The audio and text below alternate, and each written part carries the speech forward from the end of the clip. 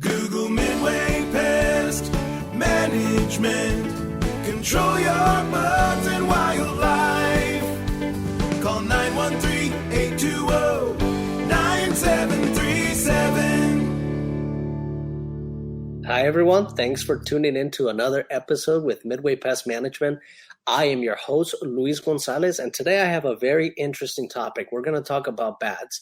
And the goal of this podcast is to educate you on the common bats that we have here in Kansas, some do's and don'ts, and kind of how to identify if you're having bats. There's a lot of signs, audible, and then evidence that bats leave behind that can quickly make you realize that you're having a bat issue.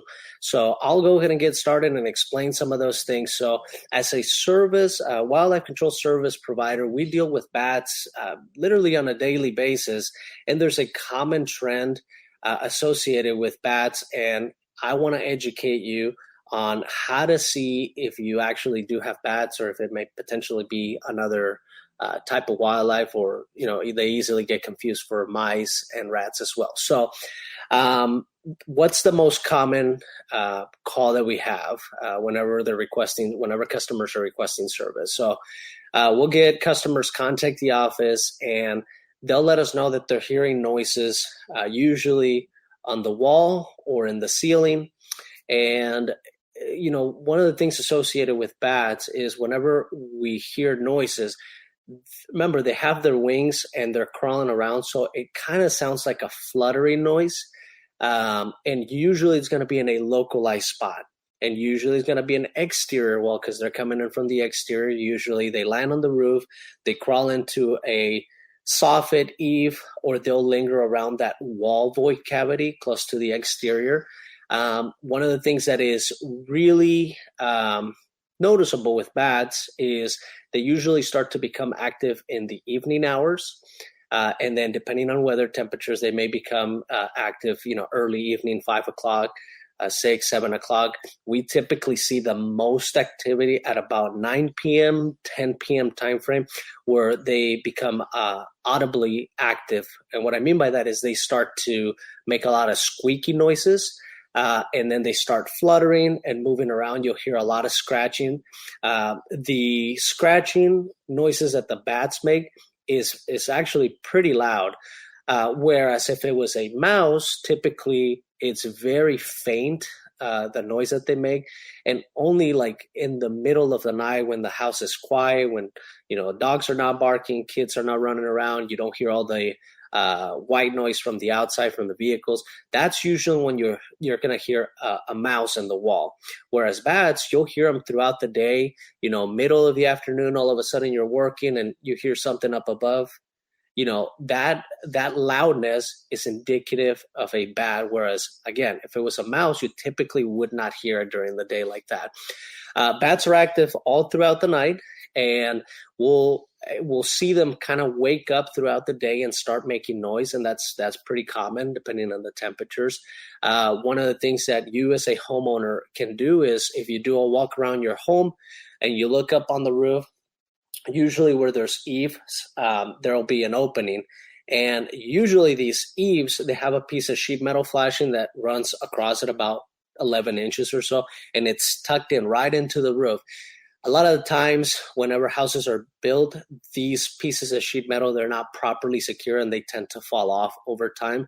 And then whenever they fall off, they leave a big opening. And usually that opening is just a sliver about an inch by about 11 inches in width. Or sometimes we may have those pieces of sheet metal secured in place, but then the edges have gaps large enough where bats can enter the attic. Attics are the most common places for bats. And then the second common place is going to be chimneys. If that chimney is not properly capped, sometimes we'll have bats come in through the chimney, and then eventually they can figure out their way into the house. And then that's when we have incidents where bats are flying inside at home.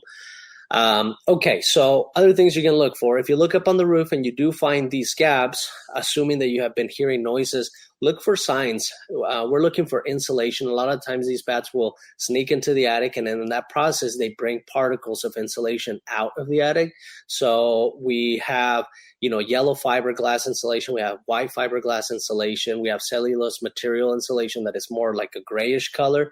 Look for those particles up on the roof or even in the gutter, or say that we got heavy rains where the gutter spout comes down into the ground. Look to see if there's any evidence of insulation. And also there's going to be accumulations of droppings, and droppings kind of look like mouse droppings, except they're much larger. Let's just say about 1/4 inch to 1/2 inch, and they're very rough in texture, whereas a mouse tends to be soft and looks more like a grain of rice. Bad droppings are going to be a little bit longer and very jagged, very rough. Look for those down in the gutter spouts. You can look them up. If there's a large colony, you'll see them accumulating on the roof. So just pay attention to that.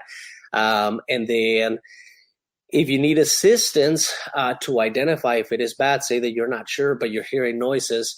Remember, we're dealing with wildlife here or small rodents, so it may not necessarily be bats. It could potentially be a squirrel. It could potentially be a mouse, a rat, or the noises, something else. So professional assistance to identify goes a long ways with this. Our process here at Midway Pest Management, and what most wildlife control operators will do, is they'll want to do an inspection of the attic, of the insulation. One, there's a benefit to that because you actually can see the guano, the bad droppings, over top on the insulation, making it very obvious to tell if there is an active bat infestation inside the attic.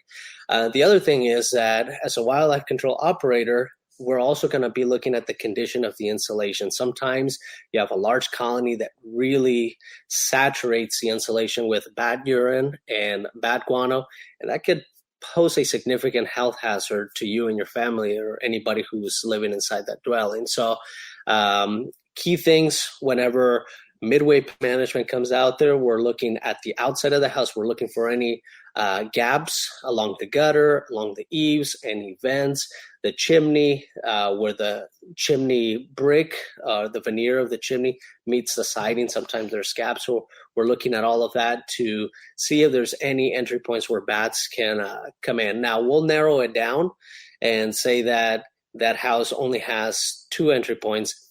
Then at that point, we'll proceed with installing exclusion devices. This is to humanely evict the bats from inside the attic or inside wherever they are, whether it's the chimney or in the walls. We want to humanely evict them.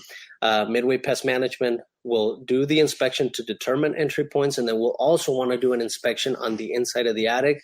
Again, this is just to determine if there is bats, in fact, or if it's another small rodent or other wildlife causing the problem. Assuming it's bats, we're looking at the condition of the insulation to see how soiled it is.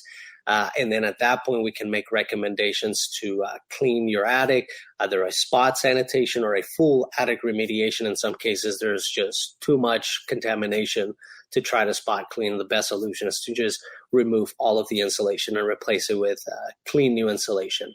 Anyways, I hope that you have found this video helpful. There is so much more I can go into about bats.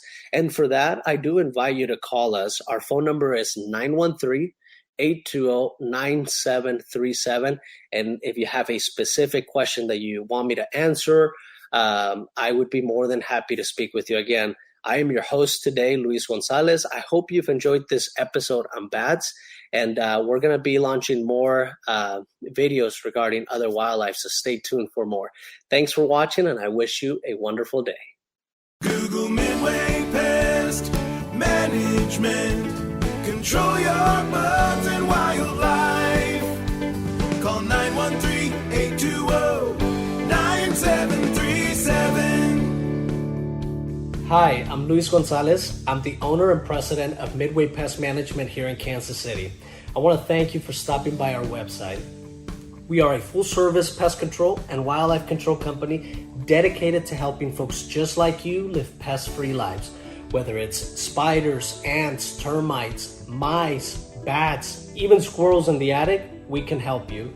Please scroll on down the page and read more about us and see what some of our other customers have to say about us also. Be sure to read about our ultimate, no risk, 100% satisfaction money back guarantee. To put it simply, if you hire us to get rid of your bugs, you'll be 100% happy or you won't pay a penny, period. Be sure to click on the menu tabs above and find out more reasons why you should consider Midway Pest Management for all your pest control or wildlife control service needs. If you got a pest problem or simply have a question, call Midway Pest Management at 913-820-9737. Ask for me, Luis Gonzalez. I'll be happy to speak with you anytime. Also, don't forget about our free 58-point pest survey and analysis of your home or office. Again, thanks for stopping by our website, and I hope you have a great day. Google Midway Pest Management. Control your